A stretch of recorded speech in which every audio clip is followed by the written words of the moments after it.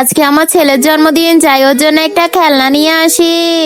আরে ওয়াও, কি সুন্দর একটা টেডি বিয়ার, আমি যদি নিতে পারতাম। যাই যাই একটু দেখে আসি। ওয়াও, অনেক সুন্দর টেডি বিয়ারটা। ওয়াও, কতটা সফট। এই বাচ্চা, তুই আমার দোকান থেকে টেডি বিয়ার কি জন্য নিয়েছিস? রাখ। আচ্ছা, রেখে দিচ্ছি। আরে বাচ্চা, দাঁড়াও দাঁড়াও, এদিকে আসো। তোমার মন কেন খারাপ? তোমার এই টেডি বিয়ারটা লাগবে? এই নাও টেডি বিয়ারটা, আমি তোমাকে কিনে দিব। Thank you so much aunty.